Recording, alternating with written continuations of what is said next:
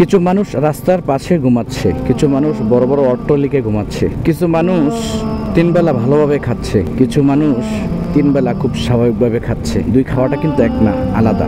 যিনি 10 তলা বিল্ডিং এ ঘুমাচ্ছে আর যিনি রাস্তার পাশে ঘুমাচ্ছে, উভয় ব্যক্তি ঘুমাচ্ছে, বাট দুটো ঘুম কিন্তু এক নয়। এখন বাজে রাত 12টা। আসার পথে দেখছি একটি লোক একটি দোকানের সামনে যে টুলগুলো আছে, বেঞ্চ, ওগুলোর উপরে ঘুমাচ্ছে। এখন বাজে রাত 12টা। এই সময়ের কাহিনী আমি বলছি। ওই ব্যক্তিকে দেখলাম পাতলা একটা কম্বলের মাধ্যমে সে ঘুমাচ্ছে। তাকে জিজ্ঞাসা করলাম, ভাই এখানে পাতলা কম্বল দিয়ে ঘুমাচ্ছেন, আপনার কি শীত করছে না? তেমন কিছুই বলতে পারছে না। বুঝতে পারলাম মানুষত্ব ভারসাম্যহীন, একটু অগোছালো আর কি।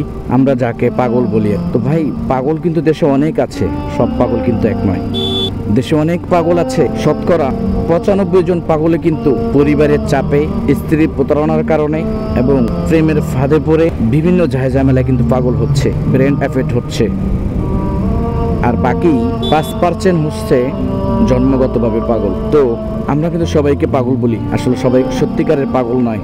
তারা পরিবারের চাপে তাদের ভারসাম্য হারিয়ে ফেলেছে। তো যাদেরকে পথঘাটে দেখবেন তাদের সাথে একটু কথা বলবেন, তাদেরকে একটু জিজ্ঞাসা করবে সে কি অবস্থানে আছে, কেন পাগল হচ্ছে, কেন এভাবে চলছে, কেন এভাবে ঘুমাচ্ছে। তখন তার থেকে যা আপনি জানতে পারবেন তা হতে পারে আপনার পুরো জীবনকে পরিবর্তন করে দিবে। তো ওই ব্যক্তিকে জিজ্ঞাসা করলাম, আপনি কেন এখানে ঘুমাচ্ছেন? সে তেমন কিছু বলতে পারছে না। বুঝতে পারলাম সে স্বাভাবিক অবস্থায় নেই। তো একটু পরে দেখলাম তার হাতে একটি কলম আর কাগজ। জিজ্ঞাসা করলাম, এই কলম আর কাগজ দিয়ে কি করেন? আমি তাকে আপনি বলি বা তুমি বলি, সে ওগুলো কোনো অনুভব হচ্ছে না, একেবারে ভারসাম্যহীন। কিন্তু সে এটুকু আমাকে উত্তর দিয়েছে, এগুলো দিয়ে আমি লিখি। তো আমি বললাম, কি লিখেন? লিখি। তো বললাম, সে কি লিখতে পারেন একটু লিখে দেখান তো, কি লিখতে পারেন একটু লিখে দেখান তো। তখন সে হাবিজাবি কিছু লেখা শুরু করেছে, অক্ষরগুলো লিখছে, শব্দগুলো লিখছে।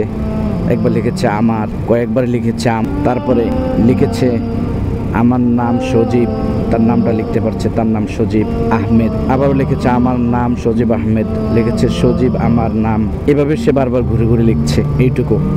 বাট তার হাতের লেখাটা এত চমৎকার, এত সুন্দর, আমার একটু বুঝতে বাকি ছিল না সে অনেক বড় উচ্চ শিক্ষিত।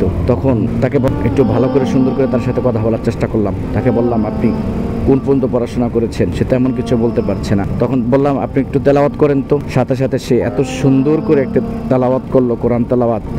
হৃদয়টা ঠান্ডা হয়ে গেল, চোখ দিয়ে পানি চলে আসলো। এরপর তাকে জিজ্ঞাসা করলাম, একটা ছড়া বা কবিতা বলেন তো। ছড়া কবিতা বলার পরে সে ইংরেজিতে কিছু প্যারাগ্রাফ আছে, এই প্যারাগ্রাফগুলো সে মুখস্থ বলছে। তখন তাকে বললাম, আপনি কিছু কবিতা বলেন তো। তখন সে ইংরেজিতে কবিতা বলাগুলো শুরু করছে। সেই পাইবে পড়েছে, কোথায় পড়েছে সে সেগুলো এখনো মনে রেখেছে, মনে রেখে সেগুলো সে পড়া শুরু করেছে, বলা শুরু করেছে। ভাবতে আমার অবাক লাগছে, এই ব্যক্তিটাও মানুষত্ব ভারসাম্যহীন, এত শিক্ষিত ব্যক্তি। তার হাতের লেখার মাধ্যমে প্রমাণ হয়ে যায় সে অনেক বড় উচ্চ শিক্ষিত ছিল। তারপরও তার তেলাওয়াত শুনলাম, চমৎকার তেলাওয়াত ছিল।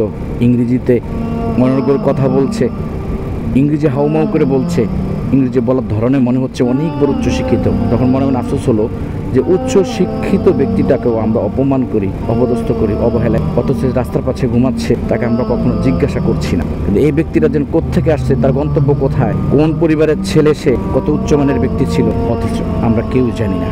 অথবা এত উচ্চ ব্যক্তি থাকা সত্ত্বেও যদি সে একটা ব্যক্তি, পরিবারের সবাই তার পাগল হয় না, একটা ব্যক্তি যদি পাগল হয়ে থাকে, মানুষত্ব ভারসাম্যহীন হয়ে থাকে, তাকে কি পরিবারের কেউ চালানোর মতো যোগ্যতা নাই? তাদের কি ক্ষমতা নেই? তারপর তাকে চালাচ্ছে না কেন? মানে তার খোঁজই নিচ্ছে না, দেশে দেশে ঘুরে বেড়াচ্ছে। তার মানে হচ্ছে তার পরিবার বলতে কেউ নেই। যারা তাকে দেখাশোনা করতো তারাই তাকে আঘাত দিয়েছে, তাদের আঘাতেই সে আজ পথে পথে ঘুমাচ্ছে। তো এটা কেন হয়েছে? এত শিক্ষিত হওয়ার পরেও সে পাগল হয়েছে।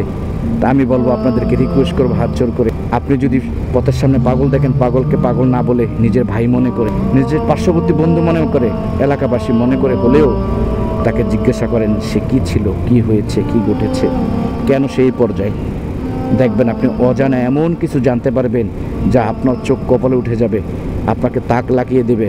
হতে পারে তার এই সামান্য কথা থেকে, হাউমাউ কথা বলা থেকে আপনার পুরো জীবন পরিবর্তন হয়ে যাবে, যেন আপনি কতটা ভালো অবস্থানে আছেন। অথবা তার সাথে যেমন প্রতারণা করেছে, আপনার সাথে প্রতারণা করতে পারে, সেক্ষেত্রে আপনি শিক্ষা অর্জন করে সচেতন হতে পারবেন। তো রিকোয়েস্ট থাকবে, পথেঘাটে যারা থাকবে তাদের সাথে কথা বলুন, তাদেরকে জিজ্ঞাসা করুন, একটু হেল্প করার চেষ্টা করুন। হেল্প যদি করতে না পারে তাদের কথাগুলো একটু শোনার চেষ্টা করুন। এতে করে আপনার জীবন পরিবর্তন, আপনার কথার মাধ্যমে তার একটা পরিবারের সন্ধানও খুঁজে পেতে পারেন। আশা করি যাদেরকে আমরা পাগল বলি এই সকল লোকদের পাশে আপনারা থাকবেন। ধন্যবাদ সবাই।